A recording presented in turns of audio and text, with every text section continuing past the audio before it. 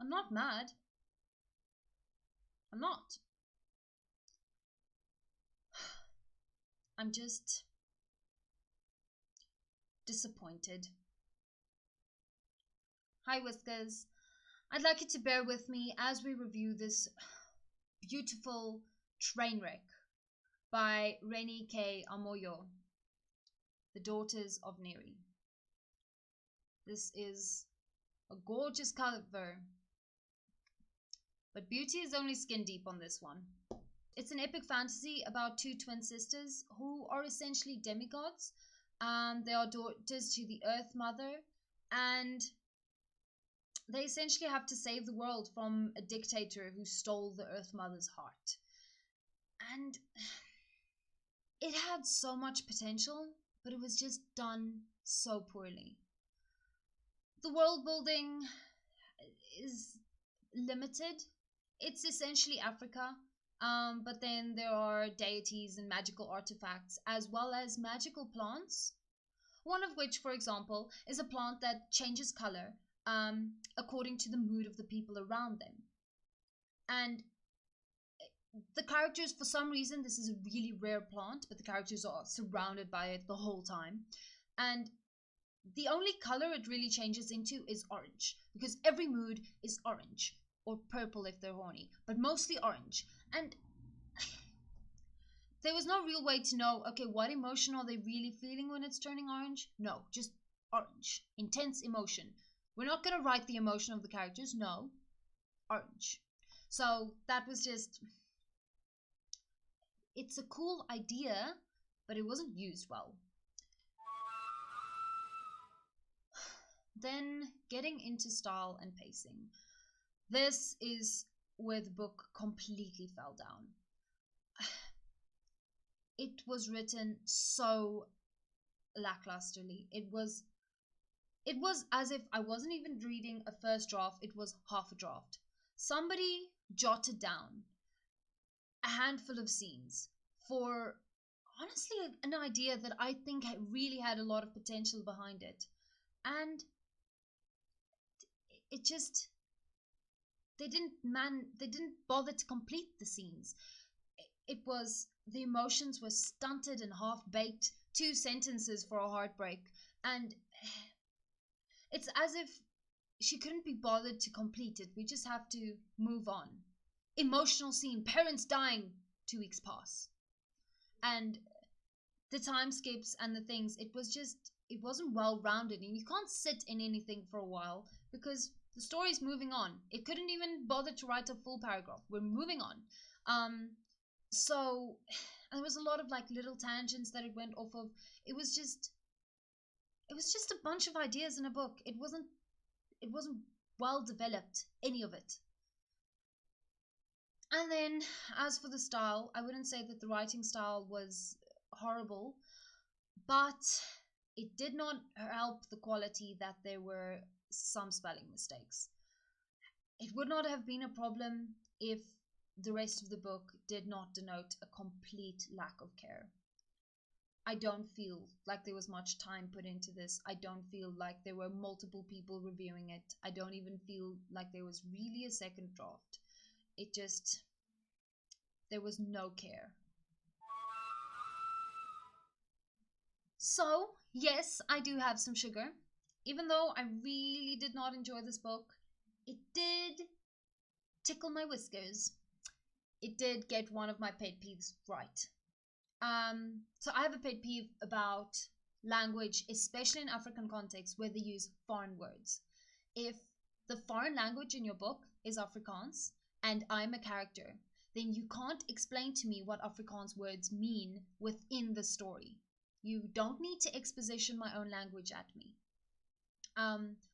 And this book didn't do that. There were definitely foreign words used, but with context clues you can figure it out yourself, and it's not necessary to explain to the characters what their own language means, so I appreciated that, and I thought that was done well. And then the vinegar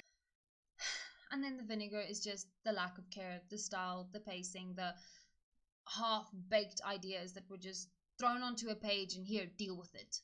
So I kind of felt personally offended that yeah, it's just I kind of felt personally offended that this was what somebody thought was good enough to give a reader, and I just feel like there was no love of the craft in there. There was no love of storytelling. It's just like, this is a cool idea. Go, take it. And maybe because there are so few black female fantasy protagonists, people will take it, but this is not good enough. It's just not. So, would I recommend this book to anyone? No. This is the equivalent of raw chicken that's been left outside on a hot day. It's just not worth it. 1 star. I was really, really disappointed. And I don't want you to go through the same.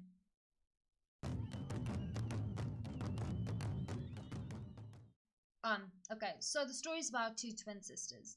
And they are magical, but they don't really know it. They don't know about their powers yet. They only know something's different about them. And they're separated at birth. So they don't even know they're part of a twin for the longest time. But then destiny draws them together. They never search for each other. They never go on some grand adventure. It's just kind of, they happen to be at the same place at the same time, and then one of them hears a voice in their head and they chase the voice, and then, oh, sister! But they don't even get to go through the, oh, sister, because it's time to hold hands now. And when they hold hands, boom! The bad guy explodes. Just after his monologue. Don't forget the monologue. It's a pointless, stupid monologue that it basically ruins the whole mystery throughout the whole book. Because he just straight up says it. They never go looking for answers. He just pukes it at you. And I swear, until the last 20 pages, I was still like, maybe this is going somewhere. Maybe she can pull it all together. Maybe this book can still be good. I held on to hope for so long. This is why I did not DNF it. And I might as well finish. I can't DNF a book at 20 pages. But when I was almost finished and I saw like, okay, there's barely anything left, I had to admit defeat. So maybe you think I'm reading too much into this potential that I see.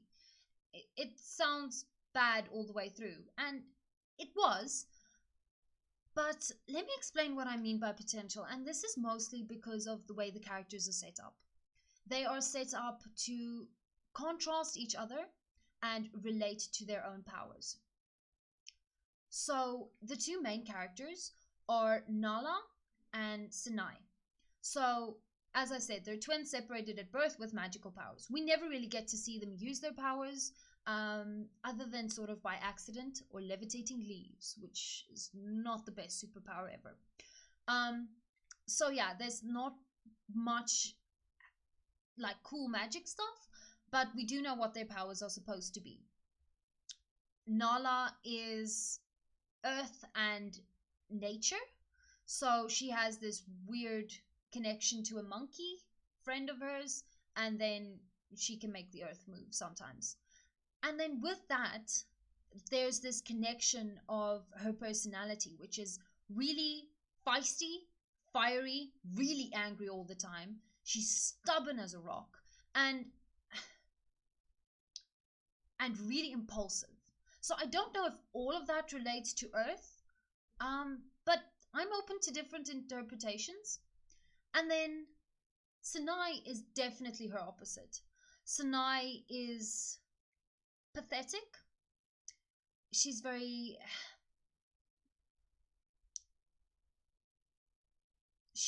cowardly and shy, and she second guesses herself the whole time.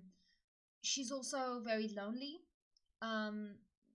Throughout the book, I think she has one friend, and she gets bullied and she can't really commit to anything, whereas Nala commits to everything right away. So she's opposite of her twin in every single way.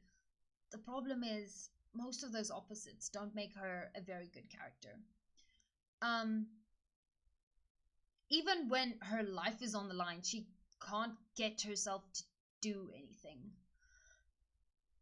And then her powers are air and prophecy. But as I said, she uses her powers even less than Nala does because she doesn't have that emotion to drive her. So there's just not much more to it. There's not much more I could say, but this contrast and the way it relates to their personalities, I really had some hope that this was going somewhere, that it would be fun to see them collide, that it would be fun to see them make each other stronger, for Sinai to calm Nala down a bit, and for Nala to light a fire under Sinai, and for them to like work together well. And those of you who are in the know would know that there's a second book. I will not be reading it. I have already given my time and my money, and I gave the book a really good shot. I was really charitable reading through it the whole time, holding on to every little bit of hope I got because I really wanted it to be good. And I think that's why I'm so disappointed, because maybe it was the cover, maybe I am blinded by beauty, but I just expected more. And I won't be continuing. I won't be doing anything else with this series. And here comes the wisdom of retrospect. I really wanted this book to be good for a couple of reasons. Mostly it's sunken cost fallacy. I saw a review of this book on BookTube a year or so ago, and the review was really good. I wish I could remember who did that review, because I know I can never trust her again. I remember it was a woman, but I don't remember her name. And then I remember looking for the book, like actively looking at every bookstore that I could find, asking them could they order it for me from somewhere. And I'd really been looking for months, because usually I just find audiobooks, but here I couldn't. And when I finally found it, I almost read it right away. And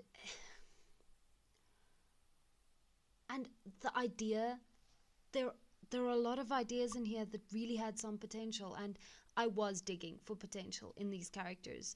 I was digging in potential with the powers. I was really looking for something to grab hold of, because I had so much hope. So yeah, that's me.